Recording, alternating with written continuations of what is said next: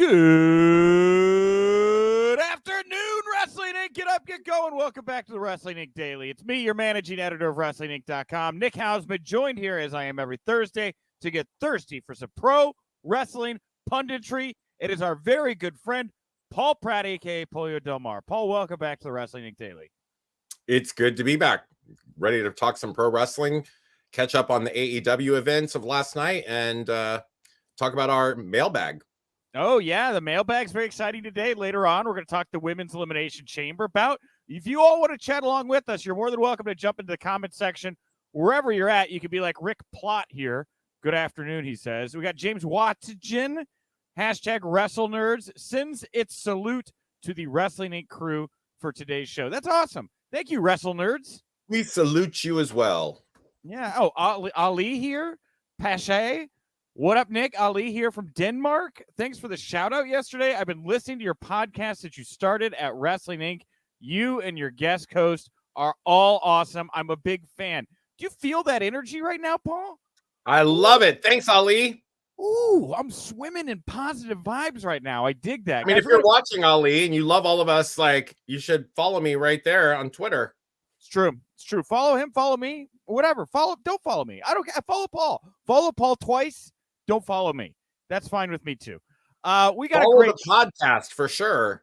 Yeah, at Wink Daily. It'll come up in the mailbag later. Right? It's a whole thing. So we got a lot of news to get to here in just a second as well. We're going to talk about the Rhodes. We're going to talk about AEW Chamber, but also here later on, if you're listening to us in audio form, you're going to get to hear the full audio from the Headlock Comics C2E2 2021 panel from December of last year. So it's about 2 months ago. I finally got a hold of the full video. It's great. It's me. It's Headlock's owner, Michael Kingston, the illustrator, Land Pitts, and then a couple guys, Ken Anderson, and then Matt Cardona is also involved. Matt Cardona, new NWA World Heavyweight National Wrestling Alliance World's Heavyweight Champion, Matt Cardona. Now, is it Worlds or World? I was sitting there going back and forth the other day about how to write this. I believe the NWA refers to it as the World's Heavyweight Champion. So right. World apostrophe S. World apostrophe. I saw it without the apostrophe, like multiple worlds is what I thought was it. I don't know. You know, I think it's a World apostrophe S, World's Heavyweight Champion. All right, you do a Google. Thusly, Heavyweight Champion of the World. On Wikipedia, it is titled Worlds, no apostrophe. So it's possible. Who knows? It's very weird. Yeah, and MCAS Pier, he's saying it's Worlds. What is it's very possible. It's very possible. All I know is that I was in the house the night that Matt Cardona won the World's Heavyweight title, no matter how it's spelled. And man, Trevor Murdoch, bless his heart, took a major beating. Yeah. Wow. Yeah. Well, he had a lot. There's a blood feud. I mean, stuff Cardona and him were saying back and forth going into it. It was a very interesting program those two men put together. So, anyway, again, this was filmed a little while ago. You're not going to get to hear him talk about any of that, but there are some great stories in here about failed pitches he made to Vince McMahon in WWE. You guys are going to really enjoy it. So, if you're watching us in video form, by the way, we're going to debut that over on the Wrestling Inc. YouTube channel about 25 minutes. Right after we wrap this here today, it should be going live over on the YouTube channel. All right. Without further ado, we got a super chat. Rayan with a super chat. In Lira, because he's from Europe. This week is depressing and crazy. I enjoyed Dynamite, especially Punk's promo. The Danielson-Moriarty match, Moxley-Danielson promo, Guevara versus Allen. Yeah, a lot to like. Let's get into it here. News you can use, news to leave a bruise. Before we get to Dynamite, we'll revisit Rayan's thoughts here in a second. I want to start off the block with the guy who has been paying our bills this week at Wrestling Inc. Cody Rhodes, and Brandi, to a degree as well, has been a part of this big buzz.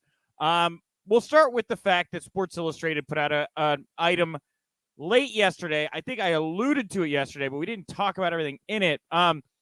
So a key factor in Cody's decision to leave AEW was that he had been released of all responsibilities related to booking. Originally, he was part of that process, but Tony Khan, as AEW's head of creative, he has taken on full creative control. And it was also noted in that piece that Brandi will not be joining Cody hypothetically here in WWE. We'll talk more about Brandi here in just a second. But does the loss of creative booking power surprise you as an impetus for Cody to exit the company? Does him losing the power surprise me a little bit? Does that influencing his decision to leave surprise me? Not at all. I mean, if you are somebody who has felt that you are at the ground floor of creating this new company and having a difference, giving it a different creative direction, and presumably having a great deal of creative control over the presentation of your character, right? Losing that would cause a lot of people, I think, to become disheartened. And I think that we first saw signs of that tension starting to rise when Tony Khan emphatically last fall started talking about how nobody has control over their character. And it started really stepping on, I think, a lot of people's egos, because the perception, at least, was that people like Cody and Kenny and the Bucks had creative control. And if Tony Khan is going against that, then it starts to erode away at the people's self-perception. Yeah, and we had Andrew Zarian over at Matt Men podcast yesterday talking about that Forbes article that came out where Tony Khan led off by saying, "I am head of creative and blah." And I guess Tony got the magazine, was very upset about that particular item there, kind of leaning into this. So yeah, and the way Cody was booked the last 2 months of his time in AEW, I would say starting at the moment that after the flaming table spot where he came out and then just kind of pushed his way past Sammy, what a bizarre. I would have loved to know the tap dance that was being done there to try to satiate Cody while convincing him he's going to get to continue to do this kind of babyface. I don't know. It was just some weird booking going on. And I think that if we were to start to look back, hindsight being 2020, if we start to look at things like, why did they make 2 titles? The argument could be stated that because Cody was not working under a contract, they were concerned that he would depart with their belt. And so they had to have a second one as a follow-up. There could also be memory of when we heard Cody come out and say, "I was told to hold this promo, but I don't know that I'm going to have the opportunity or the time to do that." There was a lot of things, and we have to begin to wonder how much of this was actually playing out on our televisions without even our realizing it. Yeah, you know what? I've been watching this whole thing again. I feel like I've been watching it with a different set of eyes, because a lot of the stuff that's going on right now, and I sound like a kind of broken record, but I know a lot of people are surprised by it. I am not surprised by it. It was pretty well known how kind of dysfunctional it's gotten backstage at AEW, right? And has it gotten dysfunctional? I don't know. It had around Cody for sure. Yes, but that's a different story. I think that my guess would be that for most people, it's not dysfunctional backstage, because they came in with none of that creative opportunity or control, versus somebody like Cody, who considered this whole thing in huge part his idea, sort of bankrolled by somebody else. And I think that there was a lot of presentation of this as such. So I think that for Cody to have the person who's bankrolling things start to rein him in, that was uncomfortable. And I suspect at some point you begin to ask yourself, well, if somebody else is deciding all of this for me, I should be doing it. I might as well do it at the grander stage, or where I would get the most attention or the most money out of this, or whatever the case may be. If the creative opportunity has been pulled from underneath you, then it becomes a financial obligation again.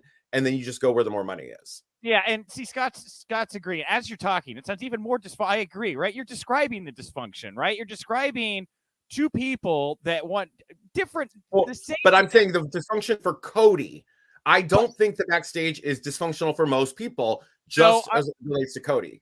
Correct. Yes. But the bigger issue here is, I think, the dysfunction that had arisen around the power struggle and creative. And there are a lot of very good soldiers that show up, hang out at the bar. I guess Cody put at Daly's place, right? I guess that's what you want. Your wrestlers all liquored up before they go jump off them ropes. Anyway, neither here nor there. I think that there are a lot of people there that are not a part of that dysfunction. But I think that when you get to kind of the core, the culture that has started at the top by the people that are really making the decisions, I do feel like there is a certain kind of dysfunction that bleeds over to people that are maybe not directly involved in it, but are feeling the fallout because of it, if that makes sense. Well, surely, like when you are in any kind of working environment, if there is tension and things at a very high level, all of a sudden, like you just turn the corner backstage or something and you see Cody and Tony talking and you're like, and you just turn and quietly walk away in hopes that nobody sees you. You know what I mean? Like those kind of things where I'm sure that does happen. And I would say that this possibility lends itself to a lot of the things that we've heard in the past, where saying that Cody has perhaps distanced himself from the Bucks and Omega and others, and Rayan. We'll get to Rayan here in just a second. Finish your thought. Yeah. But the idea that this is something that we have seen slowly happening over a period of time, I think in retrospect is true. And I think that when we look at things like even as recent as that match between Cody and Sammy, my big complaint about an otherwise fantastic match was, damn, Cody is not selling. Nobody is selling in this match. And now there's a prospect of why Cody didn't sell. Did he put him over? Yes, he did the job. But did Cody sell any of that match like he would have had he been staying? I don't think so in the least.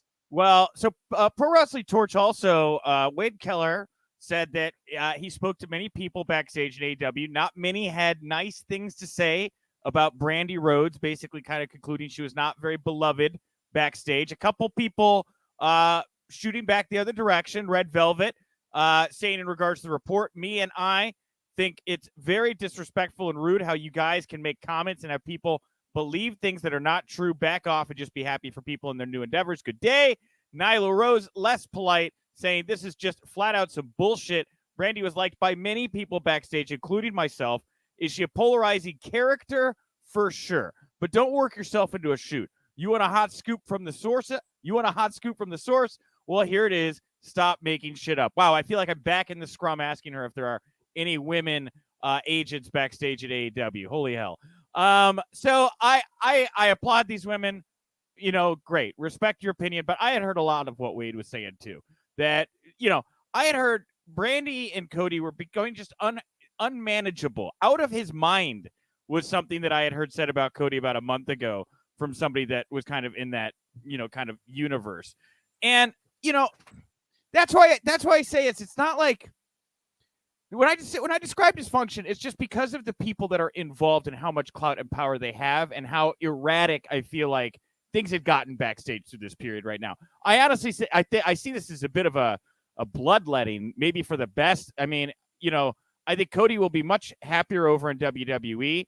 I think AEW will ramble on, as it sounds as if they did last night at the tapings, and Brandi will join WoW or whatever she does, So I think it's best for everybody. It just sounded like, and I'm not saying this to like toss mud on anybody. It just sounded like it had become unmanageable. It sounded like a lot of people that were, going through a real phase in their lives the past, 2-3 years, I would say that, I don't know what the thoughts on Brandi are or were a week ago. What I would say is that she has definitely gotten some strong television time that actual wrestling figures could have taken. So that's a block of time that she's had.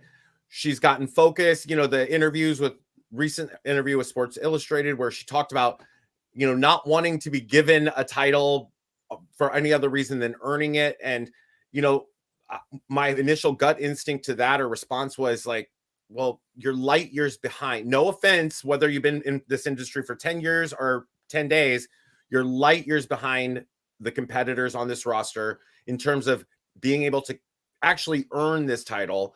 And the perception of people outside, unfortunately, she's battling an uphill battle. And I don't think that that makes her a bad person. I don't think any of that. I just look at it from a realistic perspective. People did not respect her as an in-ring competitor.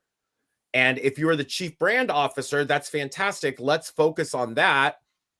But the ideas that she had there didn't seem to take off either. So I'm not sure what was going on in relation to that. And that, again, it feeds into the dysfunction, right? Like people that are sitting there quietly watching things happen or not speaking up or trying to speak up, like it filters down, right? The culture starts at the top, and it just seemed like it'd become unmanageable for me. So anyway, nobody in their right mind is going to speak up against one of the EVP's wife, who is the chief brand, chief branding officer. Which is its own kettle of fish. Yes, I agree. All right, well, let's talk a little bit about Dynamite here. I said we'd get back to Rayanne. Rayanne, we're finally going to get to it. He says CM Punk dog collar match to finish with his and MJF's match at Chi-Town was a love letter to a great heel in Jimmy Rave. Much love and respect. Yes. He also says Punk seemed pretty humble with Paul at he's talking about Hall of Fame stuff with Triple H. Oh, I don't know. Was he talking about that, or was he talking about with me at the Indie Hall of Fame where we saw each other? Oh, you saw Rayanne at the okay. No, but it's very possible Rayanne has seen those photos. I mean, that's a thought. Okay. Rayanne, give us another $4.49 liras for whatever to tell it. No. Yeah, he was very nice to everybody. He was not what I would consider approachable, but he was or accessible, but he was pleasant. I'm super fascinated. I like Punk. First of all, I've never personally had an issue with Punk. Punk's actually been pretty cool to me. He'll say some things in pressers and stuff that will make you think that maybe he does not like me, but I've never been booted from a room and he has not blocked me on Twitter. So I like Punk. I've been around a lot of Punk's friends and family. I know that he, much like Brandi, can be a very, what did Nyla say? A polarizing figure. He is a polarizing character. But Cabana was not in that room for the Indie Hall of Fame, and Cabana has not been at AEW for a while now. And I am interested to, much like find out after the fact what it was like with all the EVP stuff, the integration of Punk and his effect on that locker room is going to be an interesting one for me. The only reason I stated that, and I want to make it very clear to the listeners or viewers today that I'm saying nothing negative about Punk whatsoever. I had a very positive interaction with him but I did not want to misrepresent that because I had posted a photo on my Instagram and Twitter, etc., with CM Punk that we were suddenly buddy. That was not the case. We were in a green room backstage together. We were, at an event together. He was taking photos with everybody. I very politely said, "Hey, you don't need to Zapruder film the photo of you and Punk. That's fine." So anyway, back to Dynamite. Punk challenged MJF to this dog collar match, opening promo. It was Punk is finding it again. It seems like that was it was just I don't want to say best promo of all time. It's a beautiful promo though. I thought it was good. I thought it was engaging.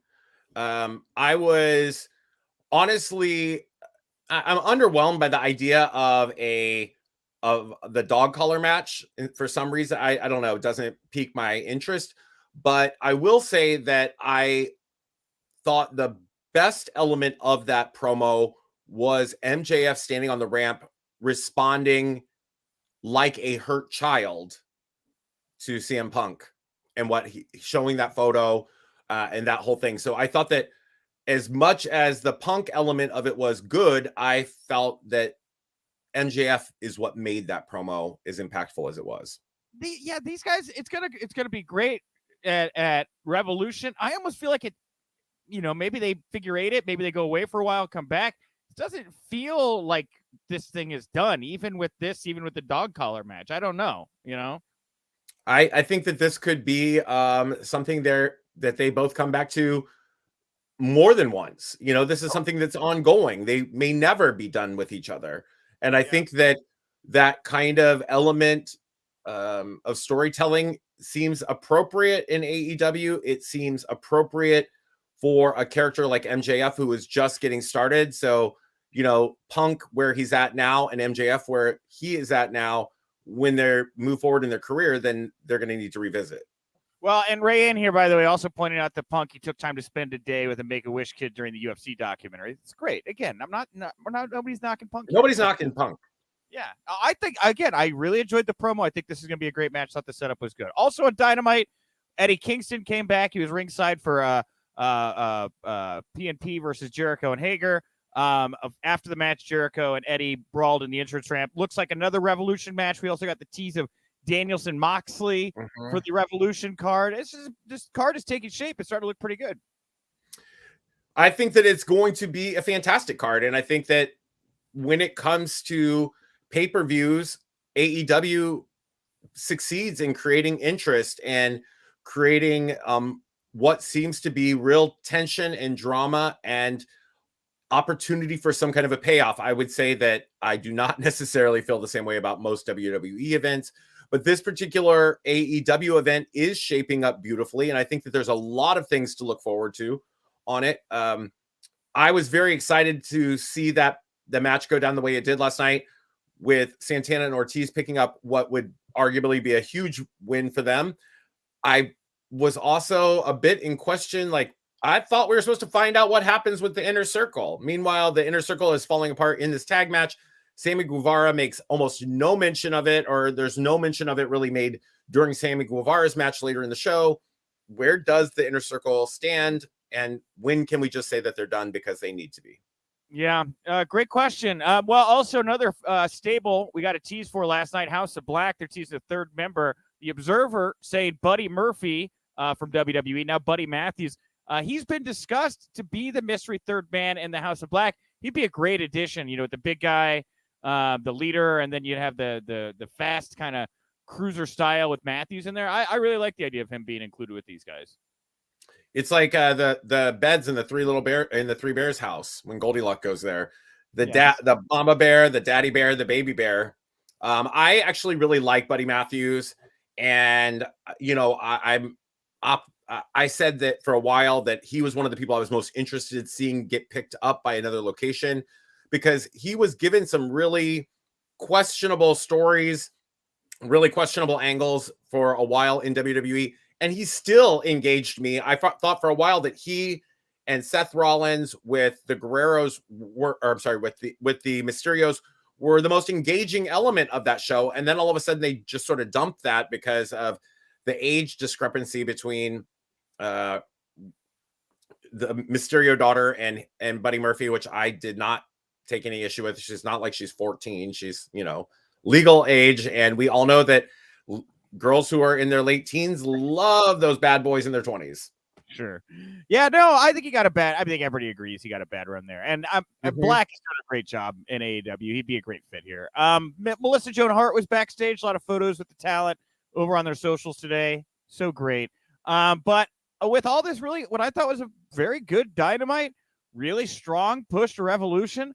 I was surprised here about an hour ago to get the numbers in my email box. Showbuzz Daily and WrestleNomics, almost in sync, saying both the audience and the 18 to 49 rating were the lowest since they've moved to TBS. The audience was the lowest since the December 1st, 2021 episode.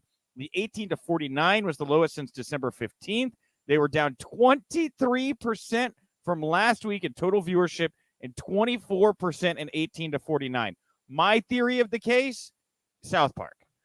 So that's all I think people are realizing South Park is back on Monday nights, and now they're, checking that. So that means it dropped below 1 million, right? They did drop below 1 million. Yes, they were at 890 something. Yeah. So I mean, this to me proves that the quality of the program doesn't always dictate the audience. I think agree. I think that last week they had a huge amount of hype going into that show in a lot of ways. And I think that saw a bigger audience. But this was a fantastic show. I would much rather have a fantastic but less rated show than a very well-rated shit show. Well, I also think that Tony and his booking style is different. It's more front-loaded a lot of the time. I wonder if fans don't stick around to the end because they know that a lot of the big stuff's going to happen earlier, and if that plays a role into it. I don't really know if there's anything to glean from this, but that show did not end last night focused on Darby and Sammy Guevara. It ended focused on Sting, Escobar, and Matt Hardy. Matt Hardy. And Matt Hardy. WWE guys, WCW guys, that was how that show went off the air last night. And it didn't feel like as big as other stuff that we had seen on that show. And it didn't and it was just striking to me that the closing shot wasn't of these two young AEW talents they've been trying to put over, you know? Well, it's because they were laid out by that iPad. That right. violent, vicious iPad shot. All right. Lastly, we got a couple quick things, and we'll dive into the mailbag and C2E2. Jim Ross, he confirmed that the Danger Zone, his AEW contract, is up soon, but he could very well resign. He looks like he's hoping to. I don't know. Do you let a Jim Ross go at this point? Do you feel he's worth it still? I think that for Tony Khan, he's worth it. I think that Jim Ross is a legend. If it were me, I would have Jim Ross on my program until he can't be on my program anymore. Yeah. All right. I also don't think the competition wants him. Yeah, I think Jim's very, very happy there. I think he can come to a deal with Tony. I agree. He also moved to Jacksonville to be close to this company, and bought a house and all those good things. I don't think he's going anywhere. Ray Ann said that Danielson reminded him of a heel Dynamite kid on the show. He also hoped that Liz and I have a fun wedding. Thank you, Ray Ann. I'm getting a lot of engagement messages as of late. It's very fun. I love that everybody's so happy. It's very engaging. Very engaging.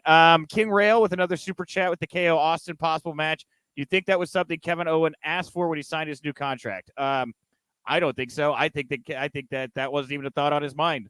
I don't think anybody thought it was a thing on anybody's mind.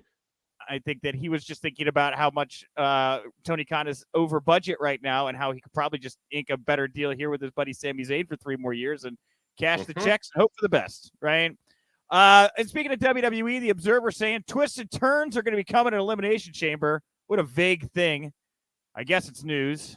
And lastly here from the Chamber, before we talk more Chamber in the mailbag, WWE announced last week that Ronda Rousey is going to team with Naomi to take on Sonya Deville and Charlotte Flair at the Chamber this Saturday. PW Insider saying a stipulation will be revealed for the match with Ronda Rousey having one hand tied behind her back. This stipulation comes after Rousey was interviewed by a WWE cameraman after last week's SmackDown and said she could beat Sonya with one hand tied behind her back. She set it up for herself. She foiled herself. She should have never said it. Paul? I wish that they would, she would have said that she could have run a promo with a gag in her mouth. And that way we wouldn't have to hear her cut a promo. We wouldn't have to see her botch slamming Charlotte's head into a table. We wouldn't have to. I'm sorry. Ronda Rousey is that was a major, major misfire. Bring back all of the women that you have released in the last 2 years who you could undoubtedly get collectively for probably under what you're paying Ronda, and just give me a program of women that can actually work. Yeah, and I was not aware of many of her comments about the trans community that I saw that you and others were sharing on social media. Very disheartening, especially she's just disheartening. I mean, I don't. It would be. She's one of those situations where, honestly, yes, like that plays a factor in it. She's had some very disparaging remarks about the LGBTQ community, specifically trans athletes, and that is one thing. But sometimes you find yourself torn between, oh my gosh, this person is likable or charismatic or something. Even though I think they're kind of trash, I want to love them because of what I'm seeing. And she's just a situation where it's like an easy wash for me because she's been horrendous. And I think that anyone who looks back on any of the high profile Ronda Rousey matches and doesn't just think that they were crap is probably being a little too generous. I think of that triple threat match and you've got Becky and Charlotte, and both of them are stellar and can absolutely work. And the only oddity in it is Ronda, and that match was horrendous. So bless her heart and good for her for cashing a check. Her newborn daughter, whose name none of us know how to pronounce, will never want for anything in her life, for sure.